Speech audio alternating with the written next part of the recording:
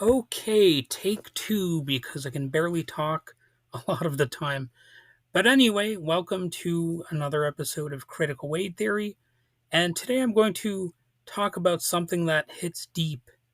Why do we so often fail to understand other people's pain until we go through it ourselves? I mean, how many times have you heard someone say, I never really got it until it happened to me? Probably too many. It's not that people don't care. Well, obviously, some people don't care, but uh, a lot of people do. It's that empathy, real empathy, has limits without experience. So let's break that down. Why does things or why do things happen that way? See, like I said, I can't talk half the time. But anyway, for starters, there's a difference between sympathy and empathy. You might say sympathy versus empathy, although, of course, the two aren't really battling it out with each other. But most people try to understand what others are going through. We feel bad for them. That's sympathy. But empathy is different. It's not just feeling for someone, it's sort of feeling with them. So I know the two words are used pretty much synonymously, interchangeably, but they are technically different. They have some different definitions that can be applied. When you've never experienced grief, heartbreak, discrimination, illness, poverty, whatever it is, it stays theoretical. You can imagine it, but it doesn't live, in your life. You don't carry it in your routines. You don't feel it at 2 a.m. when your thoughts spiral out of control. You don't know the weight until it's actually yours. And once it is, everything changes. That's why they say sometimes things need to they need to change for the worse before they can change for the better. Suddenly, if you're going through the same thing that others have experienced, you stop saying things like, why can't they just move on? Because now you can't move on either.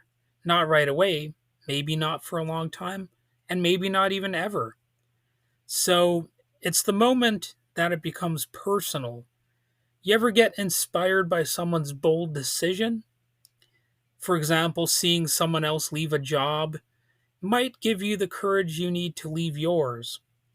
And that's the moment when someone else's courage or pain or healing sort of intersects with your own. It becomes personal. You stop analyzing people like puzzles, you start recognizing them as mirrors. Because pain personalizes. You might find yourself thinking, wow, I used to judge people for this, and now I am this. You know what I mean? And that changes everything, or at least most things. And, you know, you also start to understand why just moving on usually isn't a thing. Most people can't just move on too easily if there's a sort of deep trauma involved. So, why do some people struggle more than others to recover from trauma? That's another interesting topic that I kind of want to examine here. It's not just about willpower, it's about biology, psychology, and life circumstances. So, there are five big reasons here. And number one, it's a little bit more sciencey sounding: genetics and brain chemistry. Some people are biologically wired to react more strongly to stress.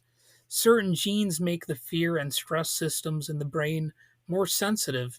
Trauma can literally change how the amygdala, hippocampus, and prefrontal cortex function. It's not just in their head, it's in their chemistry. And as a little bit of a side note, it's a little fluff observation, but whenever I hear the term hippocampus, I can't help but think of hippopotamuses, or is it hippopotami, on a college campus. I just wanted to add that little light side observation here. Anyway, so the second reason why some people struggle to move on is early life trauma. If you grew up in chaos, neglect, abuse, or anything like that, the trauma is wired in early. It shaped your development, your attachment style, your ability to trust. So early trauma is like laying the foundation of a house on sand. Everything after that shakes. All right, so here is option number three of the explanations. The personality and coping style. Some people ruminate more, some feel emotions more intensely, others are naturally more resilient. It's not a moral difference, it's a psychological one. Okay, point number four, support systems. Do you have people who actually see you, believe you, and show up for you? Or are you alone, dismissed, or shamed? That makes or breaks recovery from trauma. And the big number five now, the fifth reason, is the nature of the trauma. Ongoing trauma like war, abuse, chronic illness often leaves deeper scars than a single event, though not always. I don't want to be too dismissive of a singular event because obviously that could ruffle some feathers too.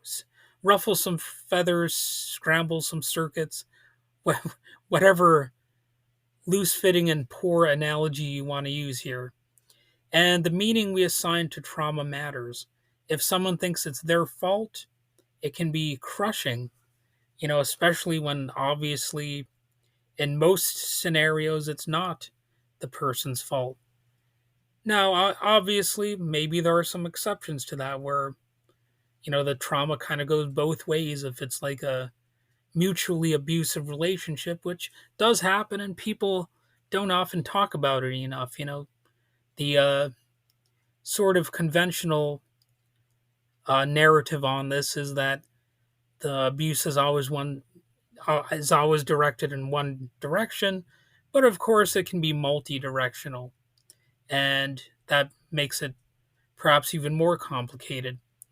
So, after going on about all these different points, when people ask why can't they just move on, I think I think there are already some pretty solid explanations, and here's the truth: trauma rewires the brain. It embeds itself in the nervous system. It's not just a bad memory; it's a survival system stuck in high alert. Healing isn't about forgetting, it's about processing. And that takes time, therapy, and help. Well, not everybody goes to therapy, but they at least seek out therapeutic things to help them. And so, what does real understanding look like? When you've lived it, you stop minimizing other people's reactions. You stop calling people too sensitive because now you flinch at things too. You stop judging people for how long they're hurting because you've been stuck there yourself and you understand it better. And maybe, just maybe, you start offering the kind of grace you wish someone had given you. So, okay, I guess I'm moving on to the final thoughts portion of the episode here. So, there's a great quote from Viktor Frankl. He said, "An abnormal reaction to an abnormal situation is normal behavior.